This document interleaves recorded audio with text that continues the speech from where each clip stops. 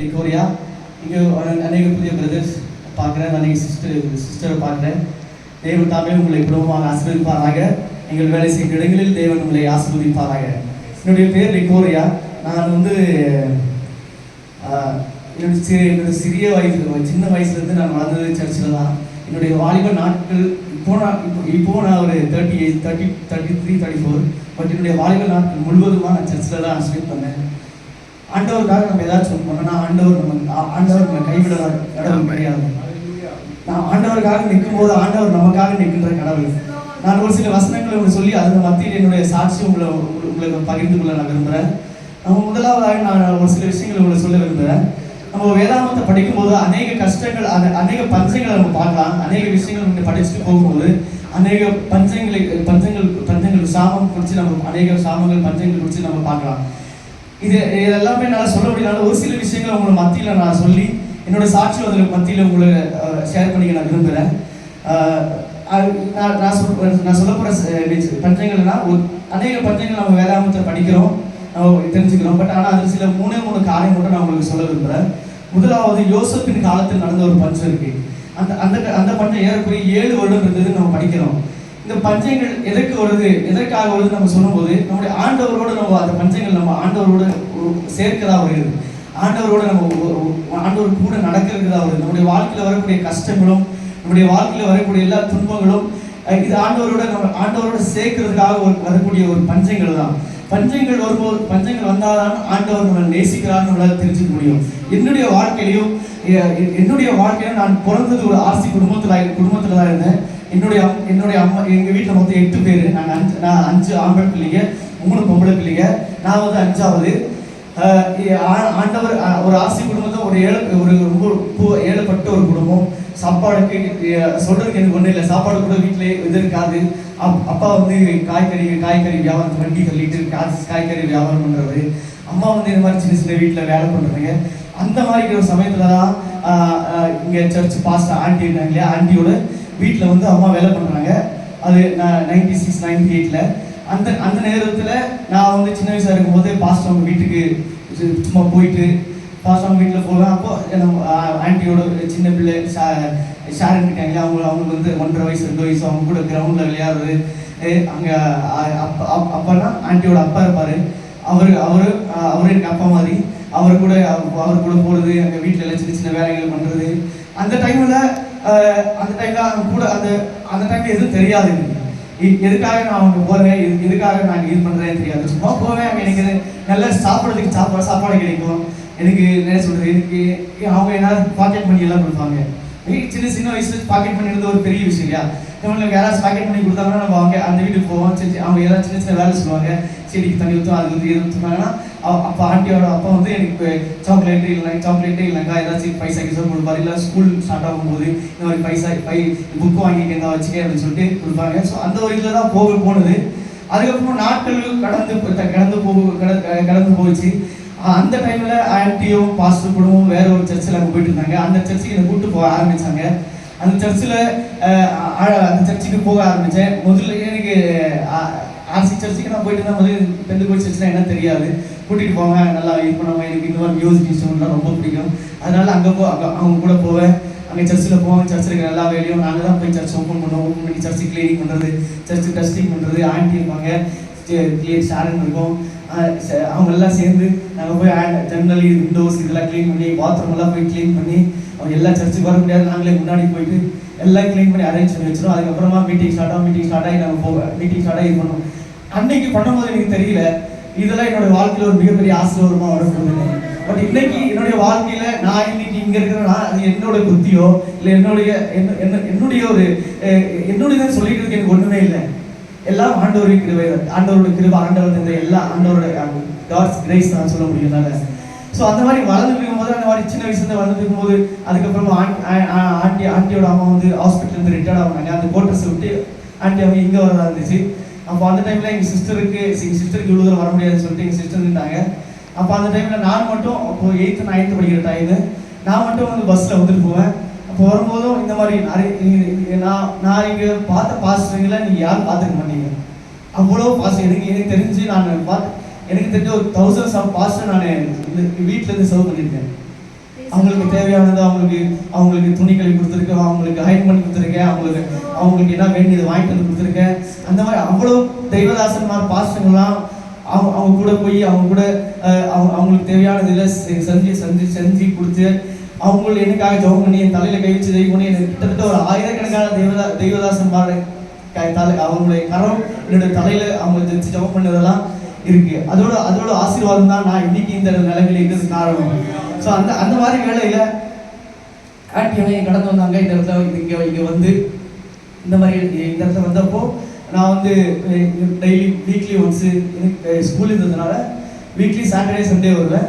அப்போ எனக்கு ஆண்டவர் கூட அவ்வளோ ஒரு இது இல்லை, ஒரு ஆண்டவர் கூட ஒரு ஐக்கியது இல்லைன்னா நான் வருவேன் போவேன் எல்லாம் பண்ணுவேன், எல்லா வேலையும் பண்ணுவேன். எனக்கு என்ன சொல்கிறாங்க வச்சு மெயினாக கார்டன்லாம் இருக்கும், கார்டன்லாம் மெயின்டைன் பண்ணுவேன், எல்லாம் க்ளீனாக செடிகளாக தண்ணி ஊற்றி செடியெல்லாம் புதுசாக வச்சு இந்த மாதிரி வச்சுட்டு போயிட்டு தான். பட் ஆண்டவரோட அவ்வளோ ஒரு ஐக்கியம், ஆண்டவரோட ஒருமனப்பட்ட ஆண்டவர் கொடுப்பது ஆண்டவர் கரெக்டாக நான் தெரிஞ்சுக்கலன்னா ஏன்னா அந்த வயசுல எனக்கு அவ்வளோ நாலேஜ் இல்லை, அவ்வளோ இதில் ஒரு விளையாடக்கூடிய ஒரு வயசு ஒரு 16, 15, 16, 17 இயர்ஸ். அந்த டைமில் நான் வந்துட்டு தான் இங்கே உடனே பாஸ்டர் இருக்காங்க, எங்கள் பிடிச்சா சர்ச்சை ஆரம்பிச்சாங்க. அப்போ கீழே தான் வீட்டில் ஒரே ஒரு ஃப்ளோர் தான் இருந்ததுங்க. கீழே வந்து வீட்டில் வந்து ஜபம் ஆரம்பிச்சாங்க. அப்போ நான் அவ்வளோ வரல. நான் சாட்டர்டே சண்டே வருவேன், வந்துட்டு போவேன், என்னால் முடிஞ்சால் வருவேன், இல்லை வந்து போவேன். இப்படி போயிட்டு இருக்கும்போது இங்கே மேலே வீடு கட்டினாங்க, அதுக்கு மேலே சர்ச்சு கட்ட ஆரம்பித்தாங்க. சர்ச்சை கட்ட ஆரம்பிச்சதான் என்னோட ஆன்மீக வாழ்க்கை, என்னுடைய ஸ்பிரிச்சுவல் லைஃப் முன்னாடி இன்னும் கொஞ்சம் ஆண்டவர் தெரிஞ்சுக்கணுன்ற ஒரு வாஞ்சி எனக்குள்ளே வர ஆரம்பிச்சிச்சு. சர்ச்சை கட்ட ஆரம்பித்தாங்க. நான் இங்கே எல்லா விஷயத்துலையும் இருப்பேன். இங்கே சர்ச்சில் வீட்டில் இருக்கும்போது சரி, சர்ச்சில் இருக்கும்போது சரி, எனக்கு தெரியாமல் ஒன்றுமே இங்கே இருக்காது. கிச்சன்லேருந்து ஹால்லேருந்து சர்ச்சில் என்ன விஷயம் நடக்குது எல்லா விஷயமும் எனக்கு தெரியும். எங்கே இருக்குது, எங்கே வச்சுருப்பாங்க, எந்த இடத்துல இருக்குது, எல்லா விஷயமும் எனக்கு தெரியும். ஸோ அந்த மாதிரி எல்லா விஷயத்தையும் நான் பண்ணிட்டு இருக்கும்போது சர்ச்சை கட்ட ஆரம்பித்தாங்க. சர்ச்சை கட்ட ஆரம்பிச்சு அப்போ ஒரு 30 பேர் 20 பேர் அந்த ஒரு சர்ச்சை கட்டும் போது அந்த ஒரு இதில் தான் இருந்தது. அந்த நேரத்தில் ஒரு தேவதாசன் வந்து இங்கே ஒரு பாஸ்டிங் ப்ரேயர் வந்துட்டு இருக்கு. அது ஒரு சண்டேல நான் அப்போது சண்டேல சர்ச்சுக்கு கொஞ்சமாக ஆரம்பித்தேன். அப்போ சண்டே சர்ச்சுக்கு வர ஆரம்பித்தப்போ ஒரு பாஸ்டிங் ஸ்பீச் பண்ணிட்டு இருந்தாங்க. ஸ்பீச் பண்ணி முடிச்சோடனே எல்லாரும் ஆராதனை பண்ணிட்டு இருந்தாங்க. அப்போ எனக்கு அன்னைக்கு வந்து பாஸ்டரோட பெரிய பொண்ணு இருக்காங்களே டாக்டர், அவங்க வந்து அன்னைக்கு ஆண்டவரோட அபிஷேகத்தால் இருந்து அவங்க அந்நிய பாஷையில் ஆராதிச்சாங்க. அதே நாள் தான் நானும் அபிஷேகம் ஆரம்பிச்சேன். எனக்கு அன்னைக்கு அன்னைக்கு வந்து நான் பின்னாடி நின்றுட்டு நான் அன்னைக்கு யோசிச்சது என்ன விஷயம்னா, ஆண்டவர் நமக்கெல்லாம் ஒரு அபிஷேகம் தருவாரா, அதற்கான ஒரு இது எனக்கு இருக்கா அப்படின்னு நான் யோசிச்சு அந்த என்ன தண்ணி வந்துருச்சு. அந்த பாஸ்டிங் ஜெபம் பண்ணி முடிச்சப்போ அவன் தலையில கை வச்சோட எனக்கே தெரியாம ஒரு அனாயிட்டிங், ஒரு தேவனுடைய பிரசன்னம், தேவனுடைய ஒரு அக்கினி என் மேல இறங்குறத நான் ஃபீல் பண்ணேன். என்னைக்கு நான் அபிஷேகம் பிரார்த்திச்சனோ அன்னைக்கு என்னோட வாழ்க்கை முழுவதுமா மாறிடுச்சு. என்னுடைய வாழ்க்கையில் அந்த கஷ்டங்கள், எங்க வீட்டில் இருந்த கஷ்டங்கள் எல்லாமே மாறிடுச்சுன்னா எல்லாத்துக்கும் ஒரு சொல்யூஷன் இருக்கு இல்லையா. ஒரு கஷ்டத்தை போறோம்னாக்கா ஓகே இப்படி பண்ணா ஒரு கடன் இருக்குன்னா ஒரு லோன் எடுத்துட்டு இந்த மாதிரி பே பண்ணிடலாம் அப்படின்னு நமக்கு ஒரு திங்க் பண்ணுறோம் இல்லையா. எனக்கு நான் அபிஷேகம் பிராப்திச்சோடனே நான் வீட்டில் இருக்கிற கஷ்டம் எல்லாத்தையும் நான் மறந்துட்டேன். இனிமே என்னோட வாழ்க்கையை முன்னாடி போகும், ஆண்டவர் என்னோட கூட இருக்கார் அப்படின்னு சொல்லிட்டு இன்னும் வைராக்கியமா ஆண்டவருக்காக நிற்க ஆரம்பிச்சேன். இன்னும் அதிகமாக ஆண்டவருக்கு தேட ஆரம்பிச்சேன். எல்லா வேலையும் நான் பண்ணுவேன். சின்ன வேலை இது பண்ணோம், அது பண்ணோம், இந்த வேலை பண்ணோம், அந்த வேலை பண்ணோம், அது வேலை ஒன்றும் இல்லை, எல்லா வேலையும் பண்ணுவேன். சொல்லும் போது எனக்கு வாலிப பசங்களாக இருக்கும்போது போய் பாத்ரூம் க்ளீன் பண்ணோம்னாக்கா நமக்கு ஒரு மாதிரி எல்லாம் நார்மலாக எல்லாருக்கும் பாத்ரூம் க்ளீன் பண்ண அப்படின்னு சொன்னாக்கா ஒரு மாதிரி இதாகும் இல்லையா.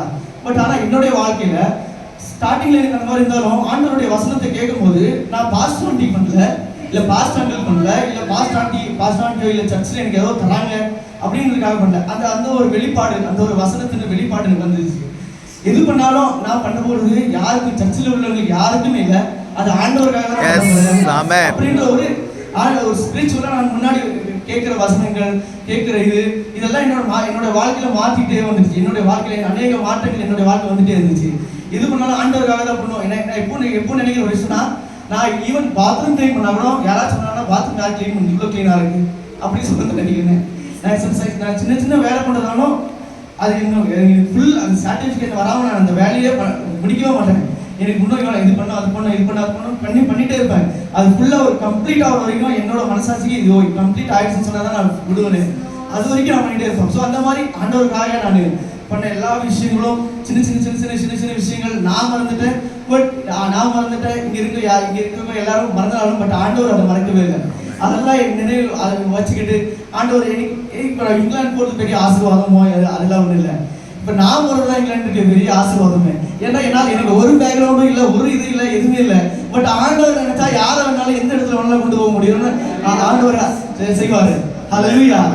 இப்படியா இருக்கும்போது இந்த மாதிரி சில விஷயங்கள் பண்ணிட்டு இருப்பேன். இந்த மாதிரி எல்லா சர்ச்சில் எல்லா விஷயத்துக்கும் முன்னாடி நீங்க பண்றது எல்லா விஷயங்களும் பின்னாடி இருந்தாலும் சர்ச்சில் முன்னாடி என்ன வேணும், சர்ச்சுக்கு என்ன வேணும், சர்ச்சுக்கு என்ன இது பண்ணணும், கெஸ்ட் வராங்கன்னா என்ன வேணும், எல்லா விஷயமும் நான் இருந்தேனாக்கா ஒரு டென்ஷன் இருக்காது, எல்லாம் கரெக்டாக பண்ணிடுவேன். நைட் 11 o'clock ஆனாலும் எல்லாம் கம்ப்ளீட் பண்ணி தான் போனேன். இந்த மாதிரி இந்த சமயத்தில் இருக்கும்போது என்னோட எஜுகேஷனை பற்றி சொல்லணும்னாங்க. நான் வந்து 10th முடிச்சுட்டு சயின்ஸ் தமிழ் மீடியம் தான் படித்தேன். நீங்கள் தமிழ் ஸ்கூலில் இருக்கீங்க, தமிழ் சங்கம் சொல்கிற ஸ்கூல் இருக்குது, அங்கே தான் படித்தேன். 10th வரைக்கும் தமிழ் படித்தேன். +1 +2 வந்து தமிழ் இல்லை. அதனால் சயின்ஸ் ஓரளவுக்கு நல்லா படிக்கிறதுனால யாரும் சொன்னாங்க சயின்ஸ் சப்ஜெக்டில் போய் சேர்ந்தாச்சு. But totally different. அங்கே எல்லா விஷயங்களும் எல்லாமே அவங்க எல்லாம் இங்கிலீஷில் தான் பேசுவாங்க, இங்கிலீஷ் தான் பண்ணுவாங்க. அவங்க சொல்லுவாங்க, எங்கள் உட்காந்துட்டு போய் மேக்ஸை தவிர ஓரளவுக்கு புரியும், மேக்ஸ் ஓரளவுக்கு புரியும். மற்ற கெமிஸ்ட்ரியோ ஃபிசிக்ஸோ எந்த சப்ஜெக்டோ ஒன்றுமே எனக்கு புரியாது. அவங்க சொல்லிகிட்டே இருப்பாங்க, நான் நின்று பார்த்துருப்பேன். அவங்க இங்கிலீஷில் என்ன சொல்லிகிட்டே இருப்பாங்க. அவங்க எழுத சொல்லுவாங்க. எனக்கு எழுதுறோன்னா இங்கிலீஷ் அளவு பர்ஃபெக்ட் இல்லை. எனக்கு என்ன தோணாதான் எழுதி நோட்ஸில் ரஃப் நோட் எழுதுவோம். மறுபடியும் வேற கிளாஸ்மேட் நோட்ஸ் வாங்கி கிளீனாக திருப்பி நோட்ஸ் எழுத அப்படிங்க. ஸோ அந்த மாதிரி இருக்கும்போது என்னுடைய +2 நான் +2 கம்ப்ளீட் பண்ண என்னால் முடியலன்னா 2 சப்ஜெக்ட் நான் ஃபெயில் ஆகிட்டேன். ஃபிசிக்ஸ் கெமிஸ்ட்ரியில் ஃபெயில் ஆயிடுச்சு. அதுக்கப்புறம் நான் நினைச்சேன் அவ்வளோதான், அப்போவும் விசுவாசத்தில் தான் இருக்கிறேன். இனி என்னோட வாழ்க்கை ஓகே, இனிமேல் என்னால் படிக்க முடியாது.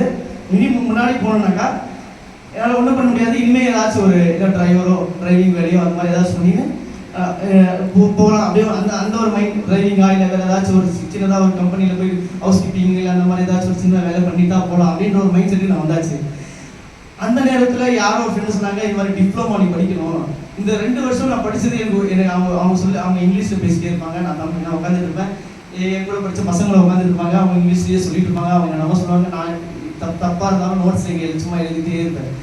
அந்த மாதிரி நேரத்தில் ஃபெயில் ஆகிடுச்சு. இனி ஒன்றும் பண்ண முடியாது, இனி நம்ம எங்கன்னா வேலைக்கு தான் போகணும் அப்படின்ற மைண்ட் செட். ஏன்னா வீட்லேயும் வீட்டில் வந்து அண்ணாக்கெல்லாம் கல்யாணம் ஆயிடுச்சு. அப்போ அடுத்து ஒரு அக்கா, என்னோட பெரிய அக்கா இருக்காங்க. இனி வேலைக்கு போகலாம், இனி யாரும் கஷ்டப்படுத்த வேண்டாம், இனி அக்காவுக்கு மேரேஜ் பண்ணணும், அவங்க ஏதாச்சும் இப்போ நம்ம பண்ணோம் அப்படின்னு சொல்லிட்டு ஒரு மேரேஜ் இது பண்ணலாம் அப்படின்ற ஒரு மைண்ட் செட் வந்தாச்சு.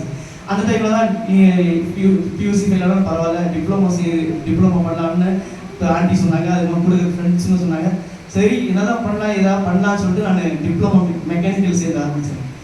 மெக்கானிக்கல் சேர்ந்து ஆரம்பித்தப்போ அங்கே எனக்கு வந்து +1 +2ல் நான் எல்லாமே வேஸ்ட், நான் படித்ததெல்லாம் வேஸ்ட்டு, அங்கே என்னால் எதுவும் பண்ண முடியல அப்படின்னு நினச்சதெல்லாம் எனக்கு இங்கே வந்து எல்லாம் ஈஸி ஆகிடுச்சு.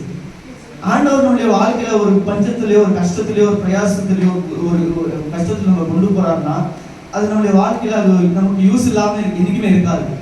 நம்ம இன்னைக்கு பண்ணுற ஒரு விஷயம் நம்முடைய வாழ்க்கையில் நீங்கள் இன்னொரு 5 வருஷம் கழிச்சு அந்த விஷயம் தான் உங்களுக்கு வாழ்க்கையில் ஒரு உபயோகமுள்ள ஒரு விஷயமா இருக்குது. அந்த மாதிரி இடத்துல எனக்கு டிப்ளமோ பண்ணோன்னே எனக்கு எல்லாமே ஈஸி ஆகிடுச்சு. நான் எழுத ஆரம்பிச்சிட்டேன். நான் தப்பாக எழுதுனா கரெக்டாக எழுத ஆரம்பிச்சிட்டேன். நல்லா படிக்க ஆரம்பிச்சிட்டேன். அங்கே இருக்கிற டீச்சர்லாம் ரொம்ப ஹெல்ப் பண்ணுவாங்க. வந்து இந்த மாதிரி நான் சொன்னப்போ எனக்கு தமிழ் மீடியம் பிரச்சனை எனக்கு அவ்வளோ தெரியாதான், எல்லாம் பரவாயில்ல படிக்க சொல்லிட்டு அவங்க ரொம்ப ஹெல்ப் பண்ணாங்க. ஆண்டவருடைய கிருபையால் அந்த 3 வருஷம் கோர்ஸ் என்னை விட 97% 98% பண்ணி டிப்ளமோ வந்தேங்க. அவங்களாம் இயர் பேக் ஆகி வீட்டில் இருந்தாங்க. நான் அந்த 3 வருஷமே இயர் பேக் ஆகல. கரெக்டாக 3 வருஷம் முடிஞ்சப்போ 3 வருஷம் டிப்ளமோ கம்ப்ளீட் ஆகிடுச்சு. அதுக்கு அடுத்த 1 மாதத்துலேயே நம்ம பாஸ்டர் இருக்காங்களே, அவங்க என் ஃப்ரெண்ட்கிட்ட பேசி எனக்கு HL வந்து நான் கான்ட்ராக்டில் வேலைக்கு ட்ரைனிங்காக கூட நான் போல டேரெக்டாக கான்ட்ராக்டில் வேலைக்கு போயிடுச்சு. ஹெலிகாப்டர் டிவிஷனில் ஒரு ஹெலிகாப்டர் டெக்னீஷியனாக எனக்கு வேலை கிடச்சிச்சு. நான் வேலைக்கு சேரும் போது என்னோட சேலரி வந்து 8700 ரூபா. அன்றைக்கி வந்து சேலரிக்காக பாஸ்டர் சொன்னார், உங்களுக்கு எக்ஸ்பீரியன்ஸ் வேணும், அதனால் நீ எங்கே இருக்குதோ வேலைக்கு சேர்ந்துன்னு சொல்லிட்டு பாஸ்டர் என்ன அந்த கம்பெனி அவங்ககிட்ட பாஸ்டர் ஃப்ரெண்ட் சொல்லி சேர்த்து விட்டாரு. அங்கே நான் 3 வருஷம் கிட்டத்தட்ட 3.5 வருஷம் வேலை பண்ணேன். 3.5 வருஷம் வேலை பண்ணிவிட்டு அது அந்த எக்ஸ்பீரியன்ஸ் பேஸ் மேலே எனக்கு போயிங்கில் வந்து டாடா போயிங்கில் வந்து ஹைதராபாத்தில் ஒரு நல்ல ஆண்டவர் ஒரு நல்ல வேலையை அந்த அந்த ஒரு அந்த டைம்ல எனக்கு கொடுத்தாரு. அந்த வேலை கிடைச்ச உடனே எல்லாரும் சப்சிடி எல்லாரும் சந்தோஷப்பட்டாங்க. நான் நினைச்சேன் என்னோட ஆசை வந்து அவ்வளோ இதுதான் எனக்கு என்னோட இதுக்கு இதுதான் என்னோட ஆசீர்வாதத்தோட ஒரு லெவலு. இதுக்கு மேலே ஆண்டவர் என்ன ஆசீர்வதிப்பாரா அப்படின்னு நமக்கு நாமே ஒரு பாயிண்ட் வச்சிருக்கோம் இல்லையா. ஸோ அந்த பாயிண்ட் வரைக்கும் கொண்டு போயிட்டு ஆசீர்வாதம்னு சொல்லிட்டு நல்லா போயிட்டு இருந்துச்சு. ஒரு 3 months 4 months நல்லா போயிட்டு இருந்துச்சு. அதுக்கப்புறமா கம்பெனியில் வந்து நான் எல்லா வாரமும் சர்ச்சுக்கு வந்து திருப்பி ஹைதராபாத்ல பெங்களூருக்கு இங்கே வருவேன். ஸோ அந்த மாதிரி இருக்கும்போது எனக்கு சர்ச்சுக்கு போக அலோவ் பண்ணனா நீ சண்டேவும் ஒர்க் பண்ணணும் அப்படி சொன்னாங்க. நான் ஒரு வாரம் 2 வாரம் ட்ரை பண்ணேன். சண்டேக்கு சர்ச்சுக்கு போகாமல் இருந்து நான் ட்ரை பண்ணேன். பட் ஆனால் என்னால் முடியல. நான் சொன்னேன், அவங்க மேனேஜர்கிட்ட போய் டேரெக்டாக சொன்னேன், இந்த மாதிரி எனக்கு வந்து இப்போ சர்ச்சுக்கு போகணும். நான் அங்கே வந்து முஸ்லீம்ஸுக்கெலாம் ஃப்ரைடே வந்து அவங்களுக்கு நமாஸ் பண்ணுறதுக்கு இது மாதிரி அலோவ் பண்ணுவாங்க. நான் சொன்னேன், எனக்கு சண்டே வந்து நான் கிறிஸ்டியனு, நான் சர்ச்சுக்கு போகணும், அதனால் எனக்கு சண்டே வந்து அலோவ் பண்ணுங்க, சண்டே என்னால் வர முடியாது. சப்போஸ் இந்த வாரம் பண்ணாலும் அங்கே ஏதாச்சும் ஒரு சர்ச்சுக்கு நான் போய் நான் இது பண்ணிவிட்டு நான் என்ன ஆஃப்டர்நூமா இந்த மாதிரி அவங்க சொன்னாங்க. இல்லை அப்படியெல்லாம் ஆகாது. அவங்க என்ன சொன்னாங்கன்னா, work is the worship, work தான் அவனோட ஒர்க்குக்காக தான் வர்ஷிப் பண்ணுவோம். கம்பெனி நம்பி இந்த கம்பெனி வேலை கொடுத்துருக்காங்க, நீ அதனால் இங்கே தான் ஒர்க் பண்ணணும், ஒர்க் இஸ் த வர்ஷிப், அதுக்கப்புறம் தான் அவங்க கடவுள் எல்லாம் அது உங்களோட ஃப்ரீ டைமில் போய் கடவுள் பார்த்து சொன்னாங்க. எனக்கு ஒரு மாதிரி என்னோட மனசாட்சிக்கு இப்போ நமக்கு யாராச்சும் ஒருத்தர் உதவி பண்ணிட்டு நமக்கு ஏதாச்சும் ஒரு நல்ல உதவி பண்ணிட்டு நம்ம இப்போ அவங்களுக்கு ஒரு அவங்க கஷ்டப்படுத்துற மாதிரி தான் நமக்கு எவ்வளோ மனசு வலிக்கும். ஆண்டவர் எனக்கு இவ்வளோ உதவி செய்தார், ஆண்டவர் என்னை இந்த சரியான வழியில் கொண்டு வந்திருக்காரு, ஆண்டவர் இவ்வளோ பெரிய ஒரு கம்பெனியில் ஒரு டாடா போயிங் என்ற ஒரு கம்பெனியில் ஒரு டீம் லீடாக என்னை ஒரு செல்லுக்கே ஒரு சூப்பர்வைசராக வச்சிருக்காரு. இதை விட இதை ஆண்டவரோட நம்ம இதை நேசிக்கணுமா அப்படின்ற ஒரு இது எனக்குள்ள வந்துருச்சு. அதுக்கப்புறம் நான் என்ன பண்ணேன், அடுத்த வாரமே நான் பேப்பர் போட்டுட்டு ஆண்டிகிட்ட சொல்லிட்டு நான் வேலை ரிசைன் பண்ணியாச்சு. இனிமேல் நான் வேலை பண்ணுறதுல நான் வந்துடுறேன் அப்படின்னு சொல்லியாச்சு. அந்த டைமில் தான் கொரோனாலாம் ஸ்டார்ட் ஆகுது. அது ஒரு 3 months அங்கே இருந்தேன். நான் 3 months இருந்துட்டு அதுக்கப்புறம் வேலையை ரிசைன் பண்ணிவிட்டு சர்ச்சுக்கு போக முடியாத ஒரே காரணத்துக்காக வேலையை ரிசைன் பண்ணி நான் இங்கே வந்தாச்சு. அதுக்கப்புறம் கொரோனா வந்துருச்சு. கொரோனா வந்திருக்கு, எல்லாத்துக்கும் எவ்வளோ பேர் வேலை இல்லாமல் கஷ்டப்பட்டுருப்பாங்க. அந்த டைம்லலாம் சர்ச்சில் இங்கே பாஸ்டிங் ப்ரேயர், ஜூமில் பாஸ்டிங் ப்ரேயர் வந்துருந்துச்சு. நான் டைரெக்டாக சர்ச்சுக்கு ஹைதராபாத் பெங்களூர் வந்து சர்ச்சுக்கு வந்தேன். சர்ச்சில் ஸ்டே பண்ணி சர்ச்சில் எல்லாம் இங்கேயே படுத்துட்டு இங்கேயே ப்ரேயர் இருக்கும், ப்ரேயர்லாம் அட்டென்ட் பண்ணிவிட்டு இந்த மாதிரி பண்ணிட்டு இருக்கும்போது அன்றைக்கி ஏதோ ஒரு ப்ரேயரில் ஒரு பாஸ்டர் அப்போ தான் கொஞ்சம் கொரோனா ஓப்பன் ஆகி ஒரு பாஸ்டர் வந்து இந்த மாதிரி வந்தார். இங்கே வந்து ஸ்பீச் கொடுத்தாரு. அன்றைக்கி வந்து ஒரு 20 members 30 members தான் வந்து சர்ச்சில் ஜெபம் பண்ணணும், ஆராதிக்கணும்னு சொல்லிட்டு ஒரு ரூல்ஸ் இருந்துச்சு. அந்த டைமில் ஒரு பாஸ்டர் வந்து என்ன சொன்னார், நீ வந்து உன்னை வந்து இங்கிலாந்துக்கு போவாங்க, உன்னோட தலைமுறைகள் இங்கிலாந்து, உன்னோட பிள்ளைகள் இங்கிலாண்டில் படிக்க போகிறாங்க அப்படின்னு சொன்னாங்க. நான் என்ன நம்பவே முடியல. நான் சிரிச்சாங்க உட்காந்துட்டு. எனக்கு இங்கிலாந்து போகிறதுக்கான ஒன்றுமே பின்னாடி தெரியும் போது எதுவுமே எல்லாம் ஜீரோ. என்ன சொல்கிறது, எதுவுமே இங்கிலாந்து போகிறவங்களுக்கு நான் படிக்கல, இங்கிலாந்து போகிற வரைக்கும் நான் பெரிய இதுவும் பண்ணல. ஏதோ ஒரு நல்ல வேலை இருந்துச்சு, அதுவும் நம்ம இது நான் ரிசைன் பண்ணிட்டேன் அப்படின்னு நினச்சிட்டு இருந்தேன். பட் ஆண்டவரோட கிருபையால் நான் என்ன ஆச்சுன்னா, நான் ஆண்டவருக்காக நின்ன ஆண்டவர் எனக்காக நின்னதான் என்ன சொல்ல முடியுமே. நம்மளுடைய வாழ்க்கையில் நம்ம ஆண்டவருக்காக எவ்வளோ வைராக்கியமாக நிற்கிறோமோ, எவ்வளோ ஒரு பாசிட்டிவ் ஆண்டவருக்காக எது வேணாலும் பண்ணோம், ஆண்டவருக்காக நம்ம எவ்வளோ முக்கியத்துவம் கொடுக்குறோமோ, ஆண்டவரும் நமக்காக அது எல்லா விஷயத்தையும் நம்ம முக்கியத்துவம் கொடுப்பாரு. இப்போ நம்ம அப்பா கிட்ட நம்ம போய் கேட்கும்போது, இப்போ உங்க அப்பா கிட்ட நீங்க போய் கேட்கறதுக்கும் உங்க அப்பா கிட்ட நான் கேட்கறது டிஃப்ரெண்ட் இருக்கு இல்லையா. நான் போய் என் அப்பாட்ட கேட்கிறேன், அவர் எனக்காக எல்லாம் பண்ணி கொடுப்பாரு. இப்போ நம்ம அந்த ஒரு ரிலேஷன்ஷிப் இருக்கணும். இப்போ நான் உங்க அப்பா கிட்ட நான் கேட்டேனாக்கா நீங்க கேட்கறது பண்ணுவாங்க, நான் கேட்கறது பண்ணுவாங்க, நீங்க கேட்கறதா பண்ணுவாங்க. ஸோ அந்த மாதிரி தான் ஆண்டவருக்காக நம்ம எவ்வளோ ஆண்டவருக்காக எவ்வளோ இம்பார்ட்டன்ஸ் கொடுக்குறோமோ, ஆண்டவரோட வேலைக்காக, ஆண்டவரோட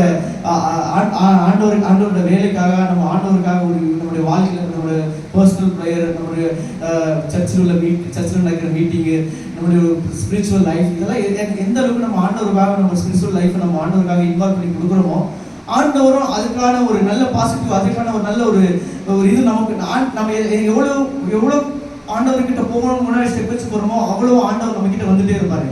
ஸோ ஆண்டவர் கிருபையால அந்த நல்ல அந்த வேலை விட்டவொடனே பாச சொன்னாங்க, எதுக்கு விட்ட, நீ நல்ல வேலை அது அப்படின்லாம் சொல்லிட்டு இருந்தாங்க. நான் சொன்னேன் சர்ச்சுக்கு போக முடியாது, அதான் சொன்னாங்க. சரி விட்டுட்டாங்க எல்லாரும். அந்த டைமில் தான் எனக்கு மேரேஜ் எல்லாம் அலைன்ஸ்லாம் பார்க்க ஆரம்பித்தாங்க. ஆண்டி சொன்னாங்க உன்னோட ஃபோட்டோலாம் எடுத்து மேட்ரிமோனியில் அப்லோட் பண்ணு அப்படின்னு சொன்னாங்க. நான் அப்போ அது வரைக்கும் நான் மேரேஜை பற்றி எதுவுமே யோசிக்கவே இல்லை, மேரேஜ் அப்படின்றத பற்றி எதுவுமே யோசிக்கவே இல்லை.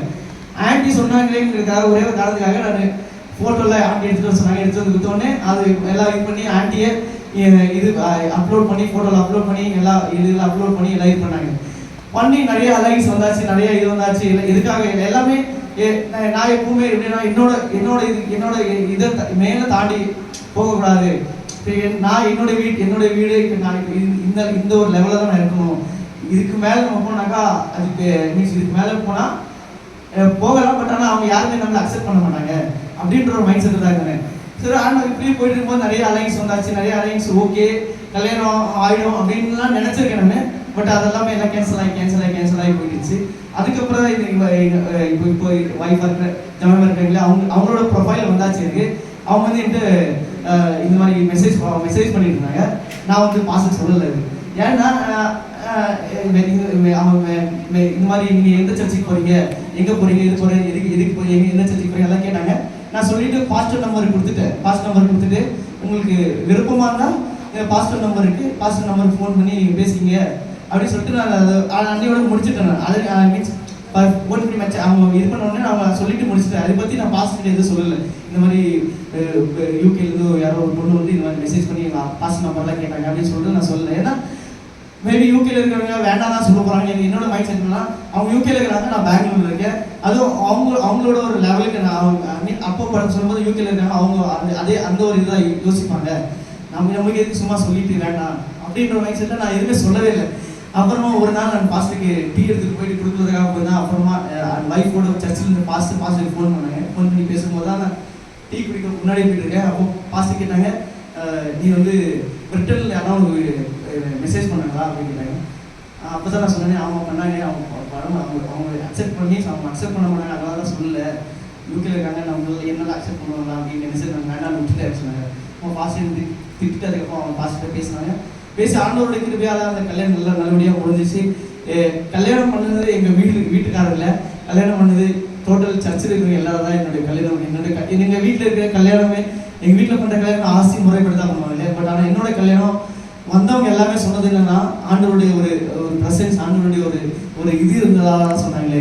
இப்படி கல்யாணம் நல்லபடியாக கல்யாணம் சபையாக எல்லாரும் சேர்ந்து கல்யாணம் பண்ணி ஒரு ஆசீர்வாதம் உள்ள ஒரு கல்யாணமாக அது நடந்துச்சு. ஆண்டவர் நல்ல ஒரு ஒய்ஃபுக்கு ஆண்டவர் கொடுத்தார். அதுக்கப்புறம் நான் யூகே போனேன். யூகே போய் யாருக்கும் உடனே வேலை கிடைக்கிறது ரொம்ப கஷ்டம். நான் யூகே போய் 2வது நாளே வேலைக்கு ஜாயின் பண்ணியாச்சு. அது எனக்காக ஜாயின் பண்ணுறது சர்ச் இருக்கு, நான் எதுவும் பண்ணல. நம்ம ஆண்டவருக்காக நின்னா மட்டும் போதும். ஆண்டவருக்கு ஒரு ஃபர்ஸ்ட் ப்ரையாரிட்டி. என்னை சின்ன வயசுலேருந்தே நான் ரசிக்கப்பட்ட வந்த அந்த காலத்துக்கட்டிலே எனக்கு என்னோட ஸ்பிரிச்சுவல் ஃபாதர்லாம் ஆன்டி அவங்கள தான். அவங்க எப்பவுமே அவங்கள பார்க்கறதுக்கு நான் அவங்க எப்பவுமே ஆண்டவருக்காக ஒரு ஃபர்ஸ்ட் ப்ரிஃபரன்ஸ் ஆண்டவர் தான். பிள்ளைங்க எங்களை அடுத்து ஜபம் சர்ச்சு மீட்டிங்கு, அது எவ்வளோ பெரிய கல்யாணமாக இருந்தாலும் சரி, எவ்வளோ பெரிய இருந்தாலும் சரி, சர்ச் மீட்டிங் முடிஞ்சிரு பிறகு முடிஞ்சால் போகவே இல்லைனாக்கா மீட்டிங் இருக்குது சர்ச்சில் சொல்லி கொடுக்குறாங்க. ஸோ அதே தான் என்னோட லைஃப். அதுதான் முடிஞ்ச வரைக்கும் நான் ஃபாலோ பண்ணி என்னோட வாழ்க்கையில் ஃபாலோ பண்ணது தான் என்னோட ஆசீர்வாதத்தின்னு ஒரு இது. இந்த மாதிரி வந்திருக்கும் போது ஆண்டவருக்காக நம்ம எவ்வளோ முக்கியத்துவம் கொடுக்குறோமோ ஆண்டவர் அந்த அளவுக்கு நம்மளுடைய வாழ்க்கையில் நமக்கு முக்கியத்துவம் கொடுப்பார். நம்மளுடைய வாழ்க்கையில் வர எல்லா பஞ்சமும் எல்லா கஷ்டமும் நம்மளுடைய வாழ்க்கையில் அடுத்த ஒரு இதில் கொண்டு போகிறதுக்கு தான் இருக்குது. இன்னைக்கு உங்களுக்கு கஷ்டமாக இருக்கும், இன்னைக்கு உங்களுக்கு அது ஒரு பிரயாசமாக இருக்கும். பட் ஆனால் அந்த எக்ஸ்பீரியன்ஸ் எல்லாம் உங்களோட வாழ்க்கையில் வந்து அடுத்த 5 வருஷம் உங்களுடைய வாழ்க்கையை அப்படியே மாற்றக்கூடியதாக இருக்கும். நீங்கள் ஆண்டவருக்காக நிற்கும் போது ஆண்டவர் உங்களை அதிகமாக ஆசீர்வதிப்பார். அதுக்கப்புறம் யூகே போயாச்சு, யூகேல போய் பெட்ரோல் பம்பில் வேலைக்கு செஞ்சாச்சு. அதுக்கடுத்து இப்போ நான் போகிற சர்ச்சில் நான் வந்து சர்ச்சில் தான் நான் சமைக்க கற்றுக்கிட்டு ஆண்டி சொல்லுவாங்க, ஒரு ஸ்பூன் உப்பு போடு, ஒரு ஸ்பூன் மிளகா போடு, அந்த மாதிரி சொன்னாங்க. எல்லாமே நான் அவங்க சொல்கிற மாதிரிலாம் பண்ணி வச்சிருக்கேன். ஸோ அந்த மாதிரி சின்ன சின்ன விஷயங்கள் படித்து நான் குக்கிங் இவ்வளோ நல்லா படிப்பேன்னு எனக்கு தெரியாது. நான் படித்த எல்லா விஷயமும் சர்ச்சில் தான் படிச்சது. நான் ட்ரம் அடிக்கிறதும் சர்ச்சில் தான் படிச்சு, யாரும் எனக்கு கற்றுக் கொடுக்கல. நான் சமையல் பண்ணுறதும் சர்ச்சில் தான். நான் இதுதான் பண்ணுவோம் அதுதான் பண்ணுவோம், இது யாரும் எதுவுமே சொல்ல முடியாது. எனக்கு எந்த வேலை கொடுத்தாலும் நான் பண்ணிடுவேன். இந்த லைட்டை ஃபிக்ஸ் பண்ணால் லைட் ஃபிக்ஸ் பண்ணி விட்டுருவேன். இது ஃபேன் சரி பண்ணனாக்க என்னால் மட்டும் ஓப்பன் பண்ணி என்னால் உள்ள ஏதாவது பார்த்து சரி பண்ண முடியாது சரி பண்ணிடுவேன். இல்லை பெருக்க சொன்னால் பெருக்கிடும், பாத்ரூம் கிளீன் சொன்னால் பாத்ரூம் கிளீன் பண்ண எதுவுமே எல்லாம் படிச்சது. நம்மளுடைய வாழ்க்கையில் நம்ம கஷ்டத்தை போகும்போது ஆண்டவர் எல்லாம் ஒரு விஷயமா நம்மளுடைய வாழ்க்கையில் படிச்சுட்டே வருவாங்க. நம்ம இது பண்ணக்கூடாது, இந்த வேலை தான் நம்ம இது பண்ணால் நம்ம சின்னவங்களாகிடும், இது பண்ணால் நம்ம பெரியவங்களாகிடும் அப்படின்னு நம்ம நினைச்சோம்னா அந்த ஆண்டவர் நினைக்கிற அந்த ஒரு சரியான ஒரு அந்த லெவலில் நம்மளால வர முடியாது. எது பண்ணாலும் ஆண்டவருக்காக ஆண்டவருடைய மகத்துவத்துக்காக நம்ம பண்ணனா ஆண்டவர் நமக்கு ஆசீர்வாதம் தருவார். என்னுடைய வாழ்க்கையில் அதுதான். நான் ஆண்டவருக்காக நின்று ஆண்டவர் எனக்காக நான் யூகே போகணும் பெரிய விஷயம் இல்லை, யூகே அங்கே இருக்கிறது பெரிய விஷயம் இல்லை. பட் யூகேல இருக்கிறவங்க எவ்வளோ பேர் யூகேல பல லட்சம் காசு செலவு பண்ணி வராங்க, இங்கிருந்து அங்கே வராங்க. பட் நான் எதுவுமே செலவு பண்ண எதுவுமே இல்லை. நான் யார்கிட்டையும் போய் எதுவுமே கேட்கல, நான் எதுவும் பண்ணல. ஆண்டவர் இன்னைக்கு வரைக்கும் என்னுடைய எல்லா செலவையும் என்னுடைய எல்லா இதுவும் நான் யார்கிட்டையும் இது கேட்கறது இல்லை. பட் ஆனால் ஆண்டவர் அற்புதமாக வழி நடத்துறாரு.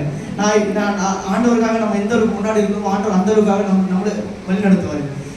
அதே மாதிரி நம்ம ஆண்டவருக்காக நிற்கும் போது ஆண்டவர் நமக்காக நிற்பாரு. நம்ம அதான் சொல்றேன் இல்லையா, ஆண்டவருக்கு எவ்வளவு இம்பார்ட்டன்ஸ் நம்ம லைஃப்ல கொடுக்கணுமோ ஆண்டவர் அந்த அளவுக்கு நம்மளுக்கு இம்பார்ட்டன்ஸ் கொடுப்பாரு. நம்முடைய வாழ்க்கையில வர கஷ்டங்கள், பிரயாசங்கள், நம்முடைய பஞ்சங்கள், உங்க இப்போ உங்க வாழ்க்கையில நீங்க திரும்பி பார்க்கும்போது என்ன இவ்வளவு போரிங்கான ஒரு லைஃப், ஆண்டவர் தெரிஞ்சுட்டு நம்ம இவ்வளவு கஷ்டப்படுறோமே, ஆண்டவர் தெரிஞ்சுட்டு நம்ம இவ்வளவு துக்கத்தை கடந்து போயிட்டு இருக்கோமே. நம்ம ஃப்ரெண்ட்ஸை பார்த்தா டூருக்கு போறாங்க, ட்ரிப்பு போறாங்க, பெரிய இதில் போறாங்க, அவங்க பைக் வாங்கிட்டாங்க, நம்ம இதெல்லாம் தோணும். பட் ஆண்டவர் நம்ம ஒரு சில விஷயங்களை அந்த டைம்ல நம்ம படிக்க வச்சிருக்காரு.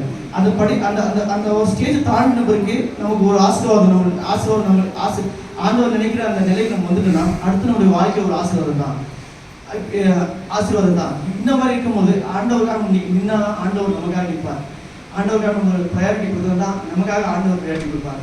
நம்ம இஷ்டத்துக்கு வந்துட்டு ஆண்டவர் ரெடி பண்ணிட்டார், ஆண்டவர் தெரிஞ்சு என்ன கொடுத்தாங்க அப்படின்னு நம்ம அப்பா அம்மாக்கிட்டயோ நம்ம பாசக்கிட்டயோ சர்ச்சுக்கு வந்து என்ன பண்ணியாச்சு, சர்ச்சுக்கு வந்து இது பண்ணி சர்ச்சுக்கு வந்து என்ன கேட்குது, அவங்க ஃப்ரெண்டு பாரு, அவங்க துபாய் போயிட்டா, அவங்க பாரு இங்கே போயிட்டா அங்கே போயிட்டா அப்படின்னு சொன்னாங்க. இல்லை, நம்ம ஆண்டவருக்காக எந்த அளவுக்கு நிற்கிறோமோ ஆண்டவர் சரியான இடத்துல சரியான வழியில கரெக்டான வழியில நமக்கு கரெக்டாக போறோம்னு தெரிஞ்சுச்சுன்னா ஆண்டவர் வழியை திறக்காது. போறதுதான் நம்மளோட ஒரு வேலையா இருக்குங்க. அதே மாதிரி யோசேப்பினுடைய வாழ்க்கையிலும் அவர் எவ்வளோ கஷ்டங்கள், எவ்வளோ அவர் நினைச்சிருக்கலாம் அவங்க பிரதர்ஸ் எல்லாம் எகிப்துல அவர் அடிமையான அவர் போகும்போது அவர் நினைச்சிருக்கலாம் அவ்வளோதான், இன்னையோட நம்ம லைஃப் முடிஞ்சிச்சு அப்படின்னு நினைச்சிருக்கலாம். ஆண்டவர் ஆனால் ஒரு விஷயங்களும் ஆண்டவர் எது கொடுத்தாலும் ஒரு சில விஷயங்கள் நம்மளுக்கு கற்றுக் கொடுத்து தான் கொடுப்பாங்க. அல்லாத நமக்கு ஃப்ரீயா வந்தவொடனே எடுத்து கொடுத்தாலும் ஆண்டவர் கொடுத்தா அது இருக்காது. சில விஷயங்களை படிச்சு நம்ம தெரிஞ்சு அதோட விலை நமக்கு தெரிஞ்சாதான் நம்ம ஆண்டவர் இன்னும் அதிகமாக ஆராதிக்கணும். ஸோ ஆண்டவர் கொடுக்குற கஷ்டங்கள் நம்மளுடைய வாழ்க்கை, நம்மளுடைய ஸ்பிரிச்சுவல் லைஃப், நம்மளுடைய பர்சனல் லைஃப், நம்மளுடைய ஃபைனான்சியல் லைஃப் எல்லாமே அது ஆண்டவர் நம்மளுக்கு கஷ்டங்கள் கொடுக்குறோம்னா அதிலெல்லாம் நம்ம படித்து முன்னாடி வரதுக்காக தான் இருக்குமே தவிர உங்களை கீழே தள்ளுறதுக்காகவோ இல்லை உங்களை எதுவுமே இல்லாத பண்ணுறதுக்காகவோ இல்லை. ஆண்டவருடைய கஷ்டங்கள் உங்களுடைய வாழ்க்கையில ஒரு ஸ்பிரிச்சுவலாக வர்றதுக்காகவும் ஆண்டவருடைய என்ன சொல்றது ஆண்டவருடைய இன்னும் அதிகமாக ஆண்டவருடைய சேர்றதுக்காகவும் தான் இருக்குமே. ஆண்டவர் அதே மாதிரி நான் ஆசீர்வதிச்சா அங்கே யூகே போயாச்சு. இப்போ ஆண்டவர் எனக்கு மெட்டீரியல் பிளெஸிங்லாம் எனக்கு அவ்வளோ நான் இது பண்ணேன், எனக்கு அவ்வளோ இது இல்லை. நான் இன்னைக்கு என்னுடைய வாழ்க்கையில் நான் அனுபவிக்கிற எல்லா பிளெஸிங்கும் நான் எல்லாத்துக்கும் சாட்டிஸ்ஃபிகேஷன் எனக்கு எல்லாம் ஒரு முழுமையான ஒரு ஆசீர்வாதமாக தான் நினைக்கிறேன். இது இல்லை அது இல்லை இது இல்லை நினைக்கல. நான் எங்கே இருந்தேன், இப்போ எங்கே இருக்கேன், இப்போ நான் எந்த இடத்துல இருந்தேன், நான் இப்போ எந்த இடத்துல இருக்கேன்னு முழுமையான ஒரு சாட்டிஸ்ஃபிகேஷனில் தான் நான் இருக்கிறேன். இல்லை அது வேணும் இது வேணும் இல்லை, முன்னாடி என்ன இருந்தாலும் நடக்கணும். எனக்கு ஆண்டவர் 3 வேலைக்கான சாப்பாடு இருக்காரு. ஆண்டவர் போட்டுக்கு நல்ல ஒரு துணி கொடுக்குறாரா, இது கூட இல்லாமல் எவ்வளோ பேர் இருக்காங்க. அது யூகேல போய் இருக்கணும். யூகேல வந்து எவ்வளோ பேர் கஷ்டத்தில் இருக்காங்க, வேலை கிடைக்காம இன்னமும் வேலை கிடைக்காம இருக்காங்க. அவங்க எப்படி இங்கே மாதிரி அங்கே இல்லை, டேக்ஸ் கட்டணும், கவுன்சில் டேக்ஸ் கட்டணும், அது வாட்டர் பில் கட்டணும், எல்லாமே ரொம்ப எக்ஸ்பென்சிவ், வேலை கிடைக்காம ரொம்ப கஷ்டத்தில் இருக்காங்க. பட் ஆனால் ஆண்டவர் என்ன அந்த கஷ்டத்தில் கொண்டு போகவே இல்லை. ஆண்டவருக்காக நான் நின்று ஆண்டவர் சொல்கிற வழியில் நான் போன ஆண்டவருக்காக ஒரு ப்ரையாரிட்டி கொடுத்தேன். ஆண்டவர் எனக்கு ப்ரையாரிட்டி கொடுப்பாரு. அதனால் எல்லா வழியிலும் ஆண்டவர் இந்த அற்புதமாக வழி நடத்தினாரு. இப்போது ஆண்டோட சித்தமனால் அங்கே நான் போகிற சர்ச்சில் ஒரு கேரளா நான் என்னோட குக்கிங் ப்ரொஃபஷன் நான் போவேனா அப்படின்னா எனக்கு ஒன்றுமே தெரியாது. சர்ச்சில் சும்மா வீட்டில் சர்ச்சில் வர பாஸ்டர்களுக்கு அவர்களுக்கு எல்லாருமே என்னால் தெரிஞ்சதே எல்லாம் ஓரளவுக்கு என்னால் நல்லா பண்ணி கொடுத்தேன். பட் இப்போ ஒரு ஹோட்டலில் இருக்கிறவங்க வந்து அவங்க சர்ச்சில் எல்லாம் ஏதாச்சும் பண்ணி கேக்கெல்லாம் பண்ணி எடுத்துகிட்டு போயிட்டு ஒரு சாப்பாடெல்லாம் பண்ணி எடுத்துகிட்டு போயிட்டு அவங்களாம் சாப்பிட்டு ரொம்ப நல்லா இருக்குது, டேஸ்ட்டாக நல்லா இருக்குது, எனக்கு செஃப் அப்படின்லாம் கேட்டுக்கிட்டு. ஆனால் செஃப் லைட்டில் நார்மலாக குக்கிங் பண்ண அவ்வளோதான் குக்கிங் தெரியும்னு சொல்லியாச்சு. அவங்க சொன்னாங்க இப்போ ரீசெண்டாக நான் இங்கே வரதுன்னு சொன்னாங்க, நீங்கள் இருக்கிற இடத்துல ஒரு ஹோட்டல் ஸ்டார்ட் பண்ண போகிறோம். நான் எல்லாமே இன்வெஸ்ட் பண்ணுறோம், நீங்கள் வந்து முன்னாடி நின்று பண்ணுறீங்களா சொன்னாங்க. நான் சொன்னேன், நான் இப்போ இந்தியாவுக்கு போகிறேன், இப்போ ஆண்டோட சித்தம்னா நான் போகிறேன், நான் போயிட்டு வரேன், போயிட்டு வந்து ஜவுன் பண்ணிட்டு நான் சொல்கிறேன், அது ஆண்டோட சித்தம்னா நடக்கணும், அப்படி தான் சொல்லிட்டு வந்திருக்கேன். என்ன தெரியல, ஜவுன் பண்ணணும், எல்லோரும் சபையாகிட்டீங்க, எல்லாம் ஜவுன் பண்ணணும், ஆண்டோட சித்தம்னா அது நடக்கட்டும். அது இல்லாமல் ஒரு புது நாங்கள் போயிட்டு இருக்கிற சர்ச்சு ஒரு 150-200 மெம்பர்ஸ் இருக்காங்க. எந்த சர்ச்சு மாதிரி நம்ம இங்கே இருக்கிற சர்ச்சு மாதிரி நம்ம சர்ச்சு மாதிரி எங்கேயுமே வராது. ஏன்னா ஆண்டவரோட ப்ரெசன்ஸை நீங்கள் இங்கே வந்து வேற எங்கேயாட்டு போயிட்டு இருந்து இங்கே வந்தாங்கன்னா அவங்களுக்கு இங்கே ஒரு நல்ல ஒரு பிளெஸிங்காக இருக்கும். ஆனால் எங்கிட்டேருந்து யாராச்சும் பண்ணாங்கன்னா அவங்க ரொம்ப ஒரு ஸ்பிரிச்சுவல் லைஃப்பில் ஒரு இதில் கொஞ்சம் அந்த லெவலுக்கு யாரும் வருவாங்க, எந்த சர்ச்லேயும் வராது. நான் இங்கே இருந்த பிரதர் ஒருத்தர் இருக்கார், அனில் பிரதர் சொல்லிட்டு, அவர் ஒரு நாள் ஃபோன் பண்ணிட்டு இருந்தார். அவர்கிட்ட பேசிட்டு அவர் சொன்னார், நம்ம பெங்களூர் சர்ச் மாதிரி எங்கேயுமே வராது. அதை நானும் சொன்னது, பெங்களூர் சர்ச் மாதிரி எங்கேயுமே வராது. அந்த ஒரு ஆராதனை பண்ணுறதுக்கும் அந்நிய பாஷையில் ஆராதனை பண்ணுறதுக்கும் அந்த பரிசுத்த ஆவியானவரோட அந்த ப்ரெசன்ஸை ஃபீல் பண்ணுறதுக்கான ஒரு டைம் கொடுப்பாங்க. இங்கே அந்த டைம் எடுத்து கொடுக்குறது நல்லா அவங்களோட ப்ரெசனை இறங்குறது நம்ம நல்லா ஃபீல் பண்ண முடியும்.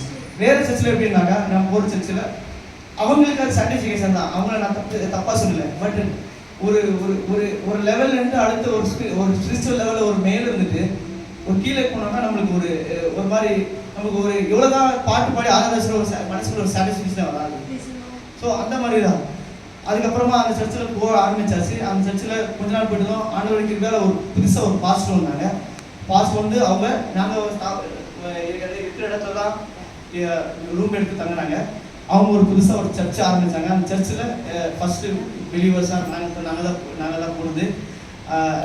இப்போ போயிட்டுருக்கோம். ஒரு 6 ஃபேமிலி இருக்குது. அவங்களோட திருப்பி இங்கே எப்படி எப்படி ஆராதனை பண்ணி முன்னாடி கொண்டு போகிறாங்களோ அதே மாதிரி தான் அங்கேயும் ஆண்டவர் கொண்டு போக உதவி செய்து கொண்டிருக்கிறார். அங்கே பாஸ்டரும் நல்ல ஒரு பாஸ்டர்கிட்ட பேசியிருக்காங்க. ஒரு நல்ல பாஸ்டாக ஒரு நல்ல மெசேஜெல்லாம் கொடுப்பாங்க. இங்கே ஒருத்தர் பார்த்தீங்கன்னா அவங்க இருப்பாங்களா தெரியல. பட் ஃபியூச்சரில் வேணா சர்ச்சில் பேர் வேணால் சேஞ்ச் பண்ணுறாங்க, ஆண்டவர் சித்தமெல்லாம் சேஞ்ச் பண்ணுறோம். இதெல்லாம் புதுசாக ஒரு சர்ச்சு. எப்படி இருந்தாலும் தெளிவு தெய்வ சர்ச்சு அங்கே ஒன்று ஸ்டார்ட் பண்ண ஒரு ரொம்ப அதுக்காக நான் ஸ்டார்ட் பண்ணலாம். பட் அதுக்காக ப்ரிப்பேராக இருக்கிறனாக்கா எனக்கு தெரியல. பட் இன்னும் அதிகமாக ஆண்டவர் அதுக்காக ஆயத்தப்பட்டுட்டே இருக்கேன். ஆண்டவர் சித்தம்னால ஒரு நாட்களில் ஒரு ப்ரைட் அவர் மாதிரி ஆரம்பித்து ஒரு சின்ன ஜபம் கூட்டம் வச்சு எல்லாருக்கும் ஜபம் மட்டும் பண்ணி ப்ரைட் ரிக்வஸ்ட் கொடுக்குற ஜபம் ஸ்டார்ட் பண்ணி அந்த மாதிரி சின்னதாக ஒரு ஸ்டார்ட் பண்ணலான்னு ஒரு ஐடியா இருக்குது. அதுக்காக சபையில் எல்லாரும் ஜபம் பண்ணுவோம். நீங்கள் எங்களுக்காக ஜபம் பண்ணி எங்கள் குடும்பத்துக்காக ஜபம் என்னாலும் ஆண்டவருக்காக நிற்கிறோம். ஆண்டவருக்காக விசுவாசமோடு வேலை ஐக்கியமாக நிற்கிறோம். ஆண்டவருடைய வேலைக்காக நிற்கிறோம். எங்கே போனாலும் எவ்வளோ உயரம் போனாலும் ஆண்டவர் செய்த நன்மைகளை மறக்கக்கூடாது. அதுக்காக நீங்கள் எல்லோரும் ஜபம் பண்ணோம். இப்போமா எங்களை நீங்கள் ஜபம் பண்ணோம். இவ்வளோ நேரம் எனக்கு டைம் கொடுத்த சொல்லி நன்றி. இதை தொடர்ந்து எங்களுக்காக ஜபம் பண்ணிக்கிறோம்.